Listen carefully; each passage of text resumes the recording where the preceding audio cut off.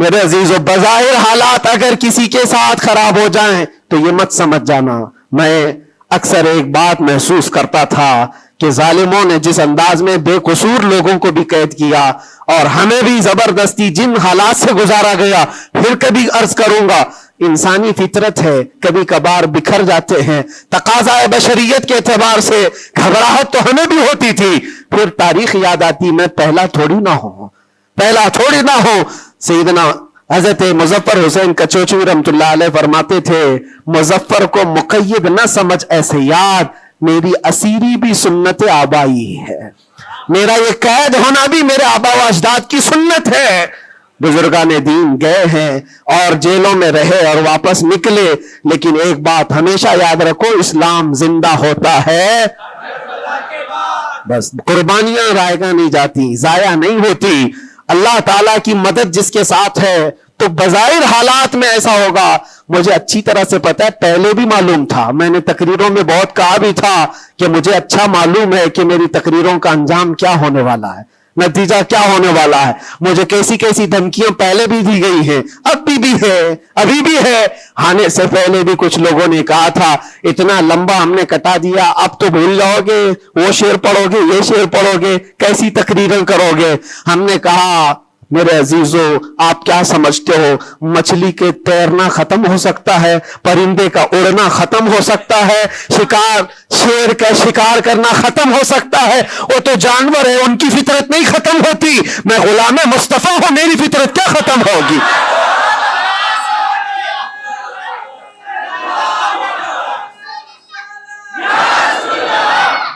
میں غلام مصطفیٰ ہوں، حق بات بولنا میری فطرت ہے، اور ہم اپنی فطرت سے بغاوت نہیں کرتے. اور یہ 8 مہینے نہیں 8 سال بھی رہے، اس کے بعد نکالیں ہم وہی بات کہیں گے جو میرے مصطفیٰ کی عزت کی بات ہوگی. عزیزان گرامی وقار، حالات بظاہر کچھ دنوں کے لیے ہوتے ہیں. امام احمد بن حنبل پر تو 1500 کے قریب نہیں 300 کے قریب کوڑے لگائے گئے تھے. 300 کوڑے کس کو کہتے ہیں؟ انسان مر جاتا ہے. وہ امام احمد بن حنبل 5 لاکھ حدیثوں کے حافظ، لیکن جمے رہے، ڈٹے رہے. نہ کبھی ان کا عزم ختم ہوا، نہ حوصلہ ختم ہوا. ائمہ اعظام کو یہ تمام چیزیں گزرنی پڑی ہیں. امام اعظم ابو حنیفہ رحمۃ اللہ تعالی علیہ جیل میں تو انتقال ہو گیا، اس امام کی جس کو کروڑوں آج فالو کرتے ہیں. عزیزان گرامی وقار، ایک بات یہ سمجھ کر کے چلو، مصیبتیں آئیں گی لیکن اللہ کی مدد بھی آئے گی. ہاں، ہر اندھیرے کے بعد اجالا ہوتا ہے. ان مع العسر یسرا، اللہ قرآن میں فرماتا ہے ہر تکلیف کے بعد آسانی ہے. اور میں تو ذہن میں یہ پریپئر کر کے رکھا تھا، ذہن میں دماغ میں یہ بات بٹھا کر رکھا تھا، آزاد ہونا نہ ہونا یہ اللہ کی مرضی پر ہے. لیکن اگر مر کر کے میری لاش بھی باہر آتی تب بھی مجھے اس بات کا اطمینان تھا، جو بات ہمیں کہنی تھی وہ ہم کہہ چکے. انشاءاللہ رب تبارک و تعالی ہماری ان باتوں کو بچوں تک یہ محفوظ بھی کرائے گا. اور مجھے تو باہر کی خبریں زیادہ نہیں ملتی تھی کہ یہاں لوگوں کے دلوں میں کیا جذبات ہیں، بچوں کے دلوں میں کیا جذبات ہیں. لیکن قیدی جب جاتے تھے چھٹی پر 4 دن 5 دن اور واپس آتے تو یہی کہتے، ڈسکس تو ہمارا کچھ نہیں ہوتا، آپ کے بارے میں ہمارا خاندان پوچھتا رہتا ہے. جیل میں آپ ہیں، فون کرو تو لوگ ہمارے متعلق پوچھتے رہتے. پھر دل میں یہ احساس ہوتا تھا. اور جیل میں بھی دیکھتا، ایک ایسا بھی لڑکا تھا چین سنیپر، چین کھینچتا اور چوری کرتا واپس آتا، لیکن ایسا ڈھیٹ آدمی تھا، ایسا ڈھیٹ، میدان میں کھڑے ہو جائے، سارے قیدیوں کے سامنے کھڑے ہو جائے اور پھر ہر دن ایک بات اتنی بول کر کے ہی جاتا، صرف اتنی بول کر کے جانا، اس کی عادت سی ہو گئی تھی.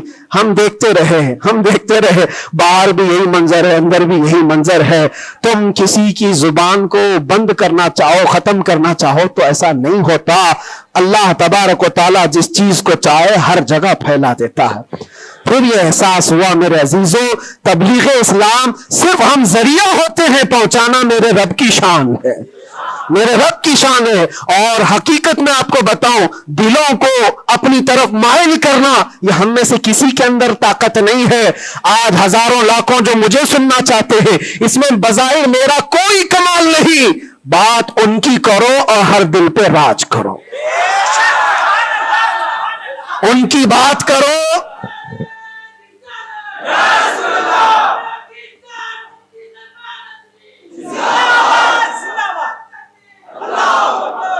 اسی لیے آج کے حالات میں آخری باتیں عرض کر رہا ہوں. میں معذرت چاہتا ہوں، آج تھوڑا سا وقت زیادہ ہوا ہے، اس لیے کہ یہ ہماری مسجد ہے اور ہمارے اوپر کوئی یہاں پابندی نہیں ہے. یہاں پر الحمدللہ جو لوگ بیٹھے ہیں 8 مہینے کے بعد سن رہے، 9 مہینے کے بعد سن رہے ہیں، تو تھوڑی کسر میں بھی نکال لوں. اس لیے میں تھوڑا زیادہ وقت آپ کے ساتھ لے رہا ہوں. ان حالات کے ساتھ جو آپ کو فیصلہ لینا ہے میرے عزیزوں، سوچ سمجھ کر کے اپنا مطالبہ بھی تو رکھو، اپنا مطالبہ بھی رکھو کہ ہم ان لیڈروں کے ساتھ کھڑے ہیں جو 500 روپے بانٹ کر کے گلے میں پٹے ڈلوا کر کے ہمیں نعرے لگوا کر کے گھما لے. بس نہیں، ہمارا مقصد اور ہمارا مطالبہ اتنا ہو، ان حکام، ان لیڈروں کے پاس یہ بات رکھو، میرا گھر میرا محلہ نہ بنا پایا تو کوئی بات نہیں، لیکن اتنا وعدہ کرو کہ میرے مصطفیٰ کی عزت پر جب بات آئے تو تم ڈٹ کر کھڑے رہو گے. یہ گستاخیوں کا ماحول ختم ہونا چاہیے. ہونا چاہیے کہ نہیں ہونا چاہیے؟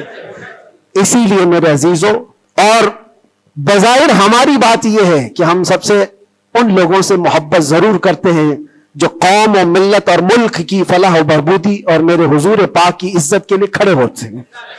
ہم ان کے ساتھ ہیں کسی بھی طرح سے.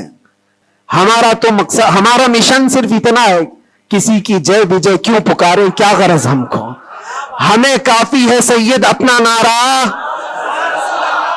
ہمیں کافی ہے سید اپنا نعرہ یا رسول اللہ. ہم اس مشن کے آدمی ہیں.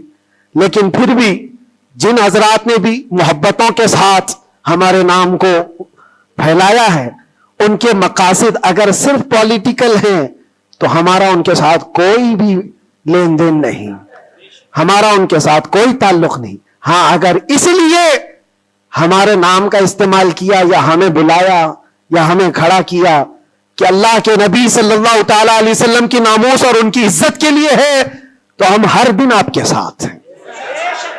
ہم ہر دن آپ کے ساتھ ہیں. لوگوں کو یہ لگ رہا ہے الیکشن آیا ہے، مفتی صاحب اس لیڈر کے پاس جا رہے ہیں، اس لیڈر کے پاس جا رہے ہیں، یہ سب افواہیں بہت ساری پھیلی ہیں. میرے عزیزوں، تھوڑا انتظار کرو. اور میں ان سیاسی نیتاؤں سے بھی کہوں گا، آپ الیکشن میں کنٹریبیوٹ کر رہے ہیں، حصہ لے رہے ہیں، سیاست میں آپ موجود ہیں، آگے بڑھو. ہم آپ کو روک نہیں رہے ہیں. لیکن اگر واقعی مقصد یہ ہے کہ قوم و ملت اور ملک اور میرے دین کی عزت اور حضور پاک کی عزت کے لیے آگے چل کر کے آواز اٹھائیں گے، تو میرا آج آپ کے ساتھ کھڑا ہونا کوئی ضروری نہیں. الیکشن گزر جانے تو پھر ہر دن آپ کے ساتھ کھڑے، الیکشن ہو جانے کے بعد بھی ہم کھڑے ہیں آپ کے ساتھ. لیکن الیکشن سے پہلے ہی اگر آپ کو ہمیں چاہیے تو لوگوں میں یہ خلفشار مچا ہوا ہے، ایک خلفشار مچا ہوا ہے کہ مفتی صاحب ناموس رسالت کے اس عظیم مشن کو سیاسی لوگوں کے درمیان پھیلا رہے ہیں. میرے عزیزوں، میرا کہیں یہ مقصد نہیں ہے، کہیں یہ مقصد نہیں ہے. اللہ نے جو کرسی دی ہے نا، وہ بہت بڑی کرسی ہے. ہم نے جو اللہ تعالیٰ کا انعام ہمارے پاس ہے وہ الیکشن سے حاصل کیا ہوا نہیں ہے، رب کے سلیکشن سے ملا ہوا ہے. ہمارے پاس اللہ تبارک و تعالیٰ کا دیا ہوا انعام کافی ہے. لیکن ان سیاسی حضرات کے ساتھ ہمارا تعلق اسی لیے ہے کہ آپ آواز بلندی کے ساتھ اٹھا سکتے ہو اور سسٹم میں آپ بیٹھ کر کے اپنی قوم، ملک، سب کی فلاح و بہبودی کی بات کر سکتے ہو. اس لیے ہم کھڑے ہیں. اس لیے نہیں کہ آپ 500,000 روپے دے دیں گے، اس لیے نہیں کہ آپ ہمارا گھر، گاڑی، بنگلہ خرید کر کے کچھ دے دیں گے. عزیزان گرامی اوقات، میرے آنے کے بعد سے لے کر آج تک، ابھی تک مہینہ نہیں گزرا ہوگا، لیکن میں نے حالات اتنے دیکھے کہ ہر کوئی یہ چاہتا ہے راتوں رات مجھے دولہا بنا دے. بہت سارے معاملات ایسے دیکھے. اس لیے میں سب سے یہ گزارش کروں گا، آج کا یہ میرا پیغام ہے کہ ہمارا مشن ناموس رسالت ہے. ہمارا مشن تحفظ ناموس رسالت ہے اور اس کے لیے ہم ہر طرح سے کھڑے ہیں.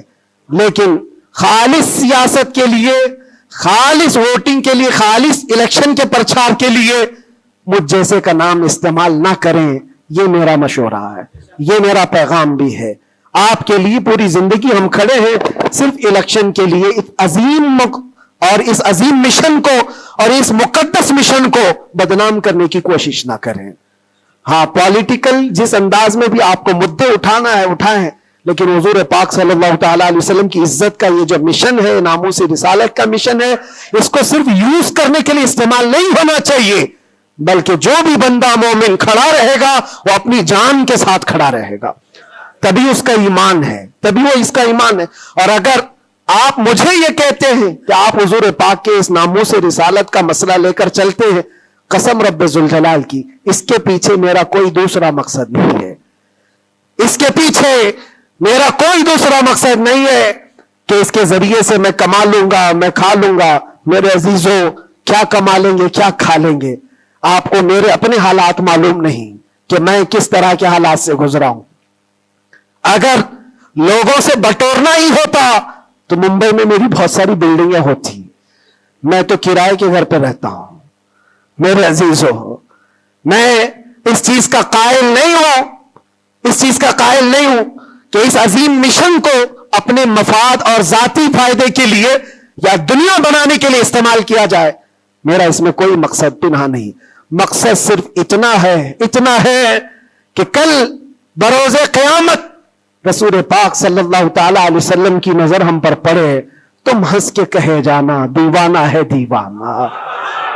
بس میرا مقصد یہ ہے, اتنا ہے کہ نبی پاک صلی اللہ تعالی علیہ وسلم کی نظر عنایت ہو, ارشاد فرما دے کہ فرشتوں چھوڑ دو اس کو, یہ میرا دیوانہ ہے.